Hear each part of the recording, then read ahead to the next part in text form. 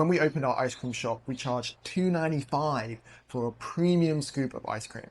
That decision probably cost us thousands of dollars. Here's why. Okay, let's start right at the beginning. It is 2016 and we have just launched our ice cream store here in Santa Monica, and we just had to decide on pricing for our product. So we set a scoop of ice cream to be $2.95 for a serving, which is crazy.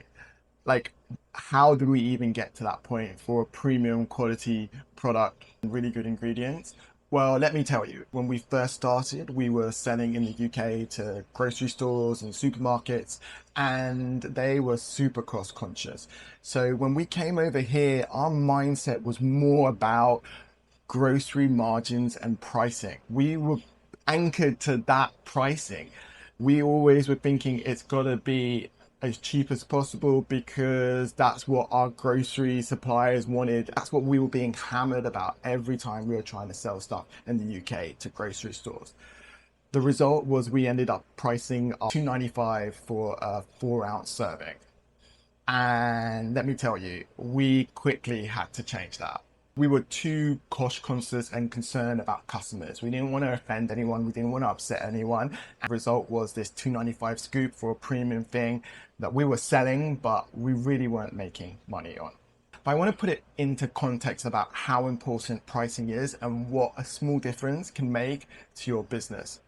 So for example, when we first started, it was $2.95, and within a couple of months, we increased that to $3.95. Big jump there, amazing, I know. And then eventually went to $4.95, then to $5.95, to $6.95, and now we're at the point of $8.65 for a single scoop of ice cream, which I think truly reflects our quality and what is going on in the market. But when it comes to pricing, it's all about margins, and small changes in margins can really affect your business. So you may be thinking, I price my product perfectly, but do you? Because even a small 10 or 5 cent increase in your product can make a huge difference. So let me put that into context. If you're selling 20,000 scoops of ice cream in a year and you just charge 25 cents more for that, that is an extra $5,000 over the year. That is enough to cover a whole month of rent here. That is a big difference from a very small change in price. Let's take it up to the next level.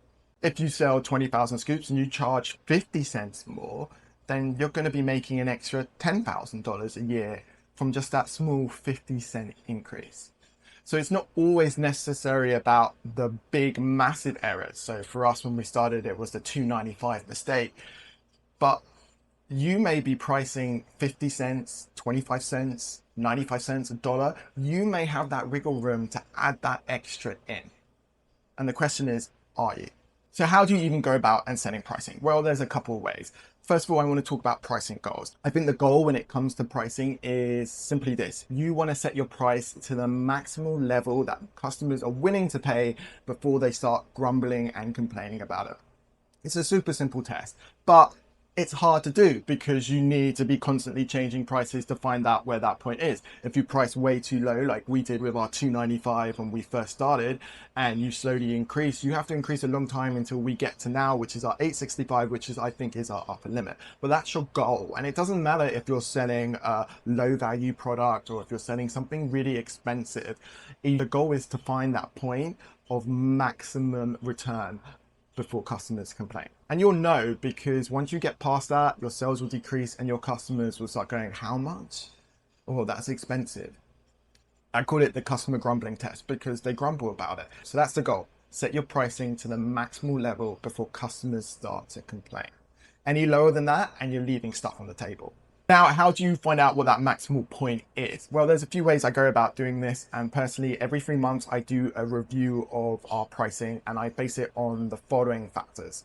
First of all, I go away and I go and look at all of our competitors in our local market. I look at all the other ice cream stores, do a comparison, I put it into a spreadsheet and I look at what pricing is for each of their scoop size and their pints, and I build up an average and compare it to what we're doing. We make a quality premium ice cream product and we should be no less than the highest priced ice cream in our local area. Why? Because I don't think if we price any lower, it actually undersells the quality that we're offering. So that's the first baseline. Make your average, find out what everyone else is doing. Competition is a really good idea of what the market wants to price. Number two is you need to look at your margins. So this is super important. There's no point pricing something at 295 and then selling a lot of it if you're not going to make any money on a per unit rate basis. This is all about your gross profit. Ideally, what I've done videos on this before, but like I try to work off a 70% gross margin on all of our items, and we try and work around the 25 to 30% net margin. So you can go back, look at your costs, formulate it all together, and then decide and work out how much extra you have to add to reach those margin levels. Now, where the competitive review comes in handy is because you can compare and see if your costs are way too high, that you have to price way higher than your other competitors higher value, or if you are priced under and you need to raise your prices. So it's all working together. And then the final part is testing. You've got to go out and test. You have to increase your prices. You have to see how people respond. So what I do is I look at it every 3 months. So I go and look at competitors, I look at our margins, and then I review our pricing, and I come back and decide if we have to increase or we have to decrease. And that's how over 8 years, we've gone from 295 to a scoop to right now 865 for a scoop, which is, I think, is the right pricing of what we do for what we do and what is going on in the market. Look, if you're going to take anything away from this video, I want you to know that pricing is hard. It's more of an art than it is a science, but you can use a scientific method to help you with your pricing approach. A lot of it's trial and error, seeing what people want. Your goal is to get to that level where customers are willing to pay the most before they start to grumble. The important thing to remember is prices change, costs change, business change, environments change, inflation changes. Your business is constantly under changing, and you need to be constantly reviewing your prices so you're not left behind. The real danger isn't setting the wrong price initially, because we did that. The danger is being too afraid to come back, revisit it, and change it.